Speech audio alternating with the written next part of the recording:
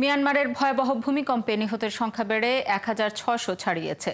ভূমিকম্প পরবর্তী উদ্ধার কাজে বড় বাধা হয়ে দাঁড়িয়েছে সরঞ্জামের অভাব, যোগাযোগ ব্যবস্থা বিচ্ছিন্ন হওয়া এবং সড়ক সেতু ধসে পড়া।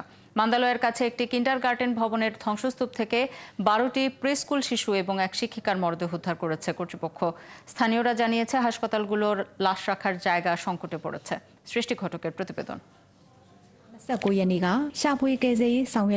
মিয়ানমারে ভূমিকম্প আঘাত হানার ৩০ ঘন্টা পর এক নারীকে জীবিত উদ্ধার করা হয়েছে।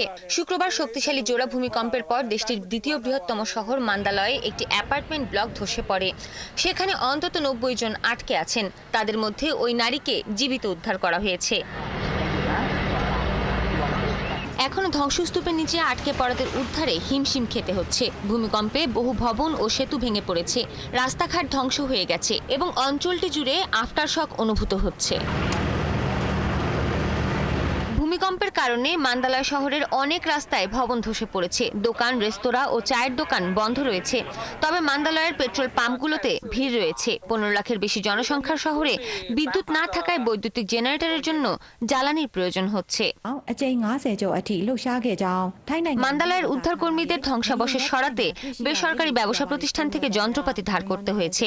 উদ্ধারকারীরা জানিয়েছেন, ধ্বংসস্তূপের নিচে চাপা পড়া জীবিত ব্যক্তিদের বাঁচানোর সময়সীমা শেষ হয়ে যাওয়ায় শহরের উদ্ধার অভিযান এখন পুনরুদ্ধারের দিকে মোড় নিচ্ছে। এদিকে ভূমিকম্পের বিধ্বস্ত দশার মধ্যেও সামরিক জান্তার হামলা থেকে রেহাই নেই মিয়ানমারের বাসিন্দাদের। এমন দুর্যোগপূর্ণ পরিস্থিতির মধ্যেই দেশটির উত্তরাঞ্চলীয় শান প্রদেশের নাউচো সহ বিভিন্ন জায়গায় বিমান হামলায় বেশ কয়েকজন হতাহত হন।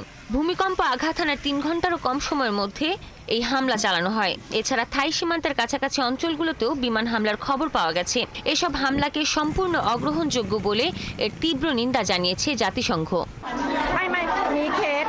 এদিকে থাইল্যান্ডের ভয়াবহ ভূমিকম্পের মধ্যেই এক অভূতপূর্ব ঘটনা ঘটেছে। ব্যাংককের পুলিশ জেনারেল হাসপাতালের বাইরে রাস্তার উপরই এক শিশুর জন্ম দিয়েছেন এক নারী। মা ও নবজাতক সুস্থ রয়েছে বলে জানিয়েছে হাসপাতাল কর্তৃপক্ষ। স্থানীয় পুলিশ কর্মকর্তারা জানান, অপারেশন চলাকালীন ভূমিকম্প হলে রোগীকে স্থিতিশীল করে নিরাপদ স্থানে নেওয়া হয়। পরে দেখা যায়, জরুরি ভিত্তিতে অস্ত্রোপচার না করলে পরিস্থিতি খুব জটিল হয়ে যাওয়ার আশঙ্কা তৈরি হচ্ছে।